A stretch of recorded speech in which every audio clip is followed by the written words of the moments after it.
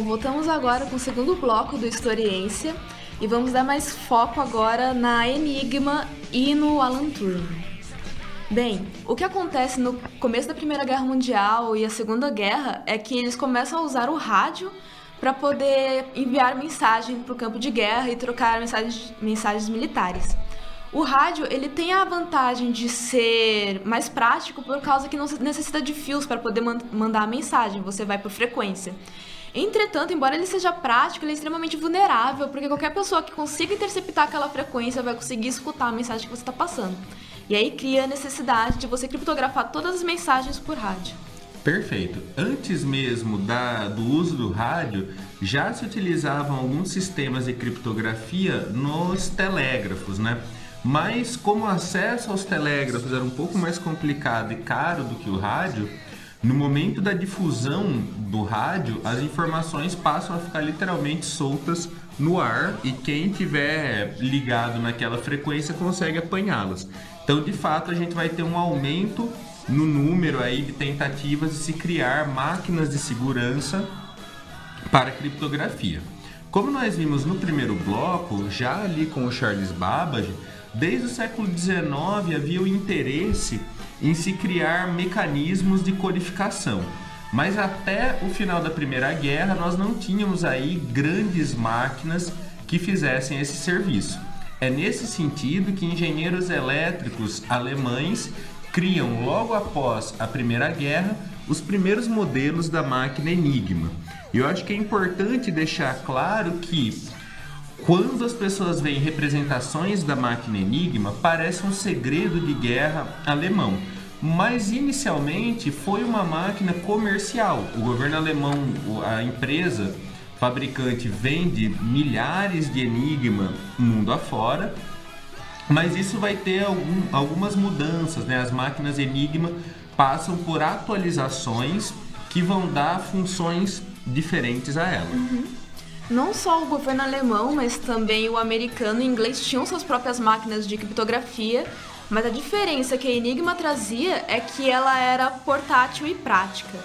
O governo inglês tinha Tipix, o americano tinha Cigaba, mas a Enigma ela pesava mais ou menos 5 quilos, podia ser levada para o campo de batalha e as mensagens criptografadas eram rapidamente criptografadas comparada com as máquinas de criptografia inglesa e americana. Perfeito. Aqui, ó, no meio da gente vocês têm uma imagem de uma das primeiras máquinas Enigma.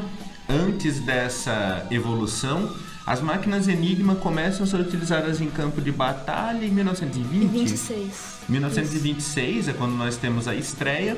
E ao longo das décadas seguintes, a Enigma passaria também por uma constante evolução, tornando-se aí cada vez mais segura e indecifrável. A Enigma, o princípio básico de funcionamento dela é que ela tinha um teclado, onde você digitava a mensagem original. Dentro dela tinham 3 rotores diferentes, com as 36 letras do alfabeto, e eles giravam de maneira independente e capaz de mudar a ordem do alfabeto que você estava usando.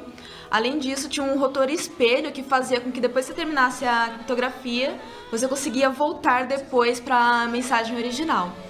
Fora isso, você tinha uma outra parte da Enigma, que eram plugs.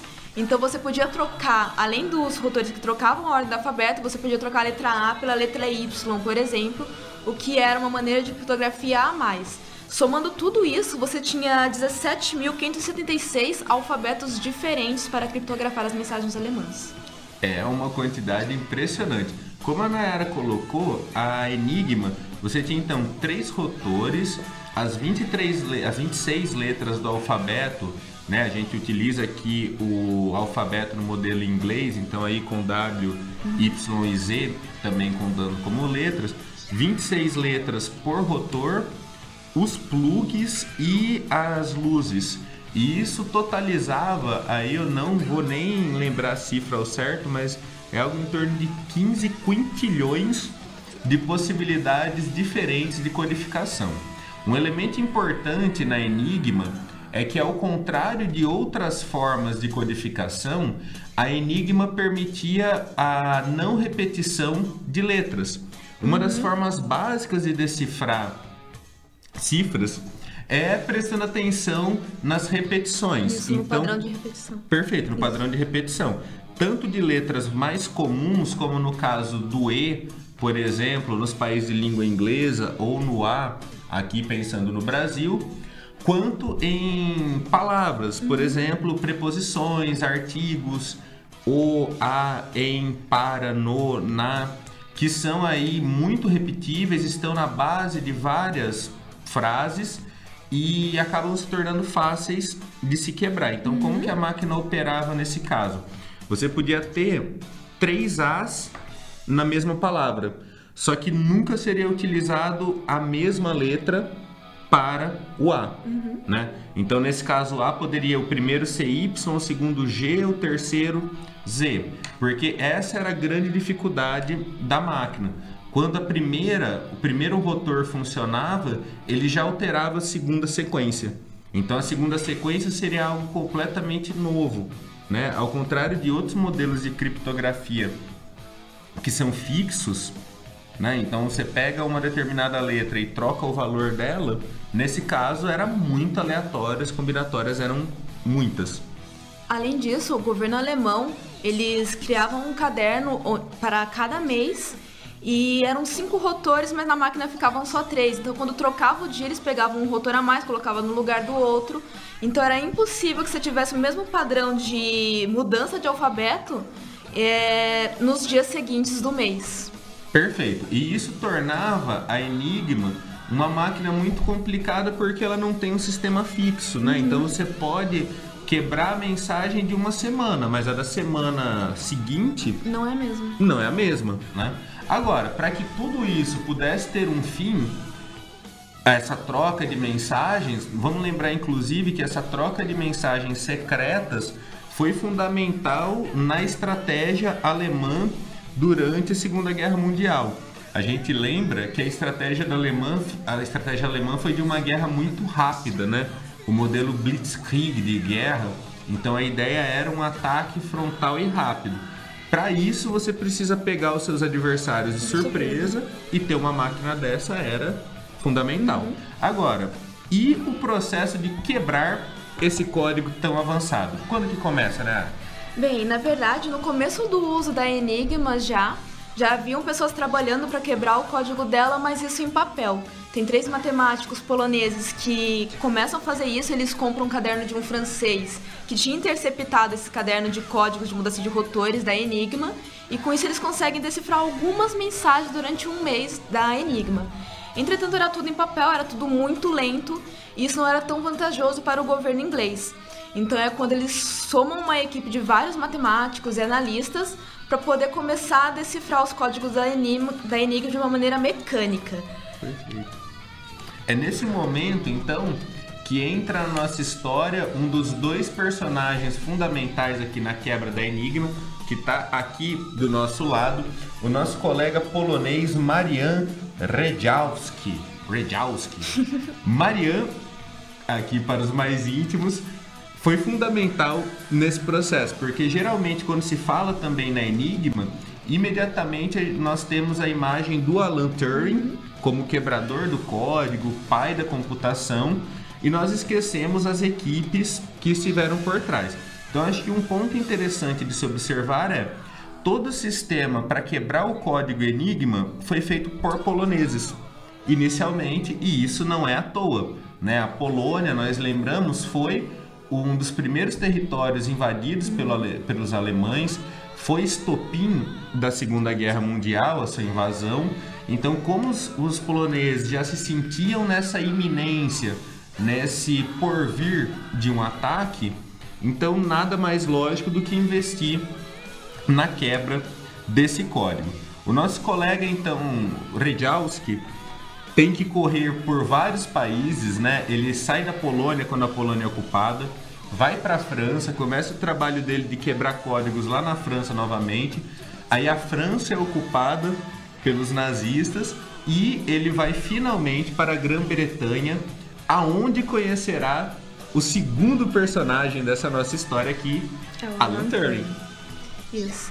O trabalho do Rejałowski é que ele cria a bomba dele E era uma máquina que conseguia, por tentativa e erro, acertar o padrão da Enigma com base nas falhas que ele identificava na Enigma. Então, perceber que a Enigma nunca repetia a mesma letra para o A ou para o B, por exemplo. Ele percebia isso e usava isso como uma falha para conseguir chutar o que a Enigma estava falando. Entretanto, esse padrão essa máquina tornou-se obsoleta porque os alemães perceberam que eles estavam começando a quebrar o código da Enigma, fizeram modificações e a partir de 10 de maio de 1940 já não dava mais para usar a bomba dele. Eles, se eu não me engano, os alemães introduzem um quarto rotor, né, a partir desse momento, então aumentam ainda mais as possibilidades. Essa bomba que nós estamos falando, vocês podem ver aqui também, será uma antecessora, uma espécie aí de bisavó dos computadores modernos, né? Então a gente olha aqui esse design, ele já está próximo dos grandes computadores. Agora, Nayara, quando que o Alan Turing entra nessa história? Bem, o Alan Turing ele percebe outras falhas na Enigma, principalmente ele dá foco nas mensagens sobre o clima nos campos de batalha. Então ele percebe que a palavra tempo com certeza vai aparecer na mensagem de alguma maneira, e não importa de que maneira ela esteja escrita em forma criptografada. Então ele procura essa palavra, o padrão da criptografia e altera a bomba de Rejewski para a bomba de Alan Turing que ele faz depois, para poder seguir esse padrão e finalmente começar a quebrar as mensagens da Enigma. Ele trabalhava em conjunto com várias outras equipes, e a equipe dele era responsável pelas mensagens aéreas da Enigma. Perfeito. Nós vemos então que o Alan Turing, embora vá utilizar uma máquina, programar para que ela pudesse fazer todos os cálculos de código, a lógica é a mesma da criptografia clássica, né? Então eu encontro uma palavra-chave, aqui no caso tempo ou clima, né? Para uma palavra mais precisa nesse ponto. Então tem o clima e a partir de clima eu vou procurar sempre esse padrão e utilizo como forma de quebra. É importante lembrar também que durante a Segunda Guerra Mundial, Turing e sua equipe quebram o código da máquina Enigma, mas eles não podem revelar esse segredo, né? Isso levou inclusive ao sacrifício de milhares de vidas de aliados em algumas operações nas quais o governo inglês sabia que haveria o ataque, mas achava por bem não intervir nesses ataques para não deixar muito claro que já estava codificando essas mensagens, né? Então, dentro de uma opção consciente, eles falavam, olha, é melhor deixar o ataque, ter essa perda de vidas, essa perda material, do que eles saberem que nós já estamos de posse de novo do código e a gente tem que recomeçar do zero. É interessante que ele desenvolve a bomba para poder quebrar esses códigos, mas depois ainda tem um desafio maior, que é conseguir decifrar os códigos da Enigma da Marinha, por causa que ela era não totalmente diferente, mas ela era muito mais complexa do que a usada em terra. E ela tinha exclusividade dos cadernos dela, que era praticamente impossível de você interceptar eles, porque eles estavam dentro dos navios submarinos. Perfeito. E aí o governo britânico começa um ataque em série aos navios alemães para conseguir pegar os códigos e conseguir usar eles na bomba para poder decifrar os códigos da Enigma da Marinha. É bom até lembrar, né? Você até tinha comentado antes, né? As máquinas das outras forças, por exemplo, Inglaterra e Estados Unidos, eram muito grandes. Então, por que a Marinha podia ter essa máquina? Porque dentro do navio, você pode colocar uma estrutura maior, né? As máquinas, tanto do avião quanto do campo de batalha em terra, eram necessariamente mais compactas, né? Para você poder carregar, porque imagina o peso disso dentro de um avião. Como o navio tem um espaço muito grande, eles podiam colocar uma máquina maior e ter códigos mais avançados. É isso. E tem uma curiosidade sobre o Alan Turing que é interessante de citar, é que após ele ter desenvolvido o trabalho para poder quebrar os códigos da Enigma, junto com as outras equipes de matemáticos e cientistas, ele começa a partir para uma área, junto com a BBC, de desenvolvimento de computadores para poder reproduzir músicas. Ele percebe que os computadores têm uma capacidade enorme, ele desenvolve o teste de Turing, que é para poder determinar a inteligência de uma máquina, e ele também desenvolve um projeto para que um computador reproduza uma música. O primeiro áudio de um computador reproduzindo uma música foi feita por ele junto com a BBC e a gente vai mostrar o áudio pra vocês agora. Então, sobe o som pra gente agora, Daniel.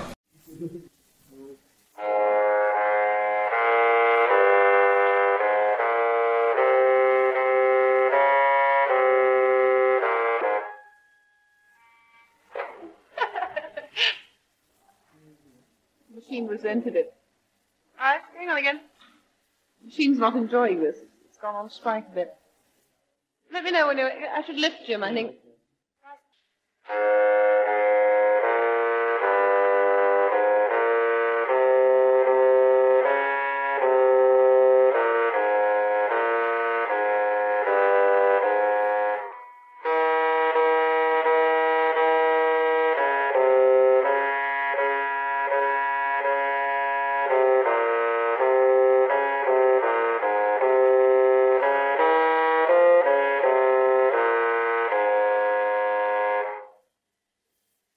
Lift Jim, another tune coming up.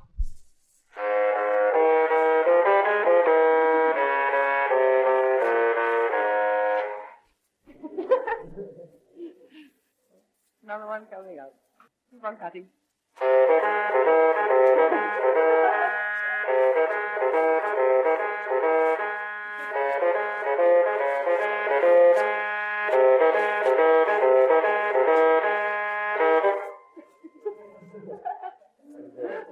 The machine's obviously not in the mood. Alright, lift him.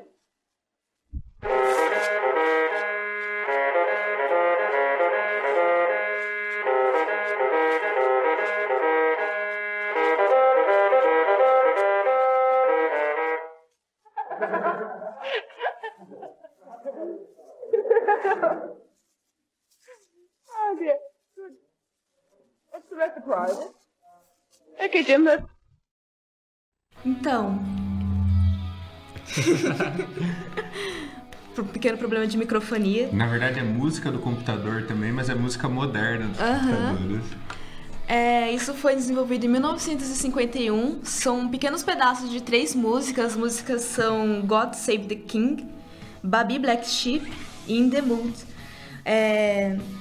Quando eles tinham apenas uma cópia salva dessa gravação, e aí pesquisadores de uma universidade na Nova Zelândia conseguem pegar essa cópia, tava com uma qualidade horrível de gravação, eles têm que fazer um tratamento de áudio, tirar os ruídos e desacelerar a frequência para poder ficar algo mais audível. É legal que durante a gravação você consegue escutar a reação das pessoas ao escutar o computador. Então essas risadas eram a gravação ao vivo com as pessoas comentando, né? Isso. Eu comentava também aqui com a Nayara, enquanto vocês escutavam aqui a nossa primeira música eletrônica, né? Não a primeira exatamente, uma das primeiras canções eletrônicas, que esse processo também aconteceu no Brasil, né? Então, quando eu estava procurando arquivos lá para escrever a história da informática no Brasil, eu me deparei com várias inaugurações de computador.